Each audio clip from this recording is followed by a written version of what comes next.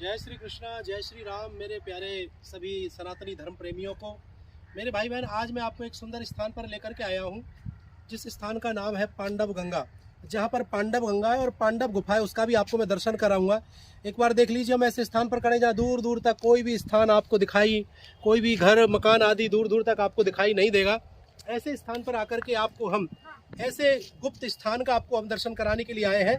इसका मैं आपको पहले पता बता देता हूँ। ये कोसी कला के पास में, बठेन कला के पास में ही ये पांडव गंगा के नाम से स्थान है, जिसके बारे में आप जान सकते हैं। आइए, अब आपको मैं दर्शन कराता हूँ। आप अंदर आइए। अपने आप में बहुत ही सुंदर स्थान है और बहुत ही यहाँ पर शांति है। मुझे भी ऐसा लग रहा है कि मैंने जाने कितनी ज़ोर से बोल रहा हूँ। बहुत ही सुंदर, मनोहर, मन को हरने वाला ये अद्भुत नज़ारा है। यहाँ पर सुंदर हरियाली चारों तरफ छाई हुई है। आपको मैं दिखा रहा हूँ, ये संतों की भजन कुटी है और यहाँ पर संत अपना भजन भी, तपस्या भी करते हैं। आप चले आइए मेरे साथ में। मैं आपको सबसे पहले पांडवों की मैं गुफा का दर्शन कराता हूँ और फिर मैं आपको पांडव गंगा के बारे में बताऊंगा कि पांडव गंगा यहाँ पर नाम इसका कैसे पड़ा। तो पहले आपको मैं पांडव गुफा का दर्शन कराता हूँ। जब तक हम चल रहे हैं, आइए दर्शन आपको हम कराते हैं। ये बहुत ही पुराना बनाया हुआ है, ये यहाँ लिखा हुआ भी है पांडव गुफा। आइए अंदर आइए। यहाँ पर संत भगवान अपना तपस्या में लीन है। देखिए, ये जो है, यहीं से गुफा प्रारंभ हो जाती है। इस गुफा को अब खोलना बंद कर दिया है और मना है कि इस गुफा को खोला नहीं जाएगा। ये गुफा है, पांडव गुफा है। बहुत पता नहीं कहाँ जाकर के गुफा निकली है। बात ऐसी है धर्म प्रेमियों, मैं थोड़ी सी आपको कथा बता देता हूँ, फिर पांडव गंगा के आपको दर्शन कराऊंगा। बात ऐसी है कि जब काम्य वन में पांडव रह रहे थे, यानी कि जब वनवास अपना पांडव काट रहे थे, काम्य वन में रह रहे थे, तो उस समय युधिष्ठिर महाराज जी पांडवों के साथ बैठ करके सत्संग कर रहे थे। सत्संग करते करते जब गंगा के महत्व के बारे में बखान किया, गंगा के महत्व के बारे में बताया कि गंगा का पूर्णिमा के दिन स्नान करने का बहुत ही ज़्यादा महत्व है, बहुत ही ज़्यादा पुण्य है। इस बात को जब द्रौपदी ने सुना तो द्रौपदी जिद करने लगी कि मुझे आज गंगा का स्नान करना है। इतना महत्व पूर्णिमा के दिन गंगा मैया का है, तो मुझे गंगा में स्नान करना। जब उन्होंने जिद की तो देव ऋषि नारद वहाँ पर आए और नारद जी ने जब उनसे पूछा तो द्रौपदी ने अपनी नाराजगी का कारण बताया। पांडव कहने लगे कि हम अपना वनवास काट रहे हैं, ऐसे समय में हम गंगा स्नान कैसे करा सकते हैं। तब नारद जी ने कहा कि आप मेरे साथ चलिए। तो देव ऋषि नारद ही द्रौपदी और पांचों पांडवों को लेकर के इसी स्थान पर धर्म प्रेमी आए और इसी स्थान पर उनको जब स्नान कराया तो इस स्थान का नाम पांडव गंगा हुआ। मैं आपको उस पांडव गंगा दर्शन कराऊं, उससे पहले पांडव बिहारी जी के मंदिर के भी आपको दर्शन करा देता हूं। बहुत ही अद्भुत अपने आप में दर्शन है। पट लगे हुए हैं, खुले हुए हैं पट, आप दर्शन करिएगा बड़े प्रेम पूर्वक। तो मैं कैमरामैन से कहूँगा कि पांडव बिहारी जी के आपको दर्शन कराएं। और बोलिए पांडव बिहारी भगवान की जय हो। जय जय श्री राम। राधे।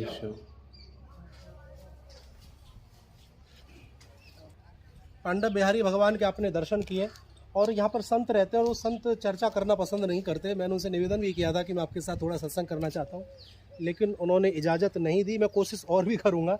ये देखिए कितनी सुंदर वाटिका, ये संत भगवान ने अपने हाथ से लगाई हुई है। यहाँ पर पत्ती फूल तोड़ना बिल्कुल सख्त मना है। आइए, अब आपको मैं उस गंगा मैया के दर्शन करा देता हूँ जहाँ पर पांडवों ने स्नान किया तो वह पांडव गंगा नाम पड़ गया।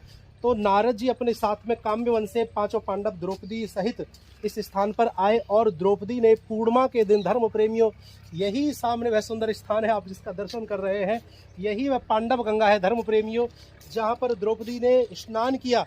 और बताते हैं कि जब द्रौपदी ने इसमें स्नान किया तो द्रौपदी तो वैसे भी परम सुंदरी थी, और भी ज़्यादा द्रौपदी परम सुंदरी हो गई, क्योंकि वनवास भोगते भोगते कुछ ना कुछ फर्क तो पड़ता ही है शरीर पर।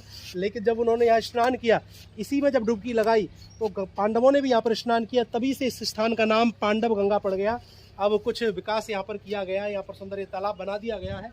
आप देखिए, ये कमुदनी, अभी कोई कमल खिलाई तो नहीं, खिलता हुआ तो नहीं दिखाई दे रहा। आप देखिए सामने, ये जो आप देख रहे हो ना, ये कमल है। और जो लक्ष्मी जी हैं वह भी कमल के पुष्प से ही प्रकट हुई हैं। हमारी राधा रानी भी, रुक्मणी जी भी, इन सब का सुंदर आप दर्शन करते रहते। बात एक ही है। तो मेरे भाई बहन, इस सुंदर स्थान का आप सबने दर्शन किया।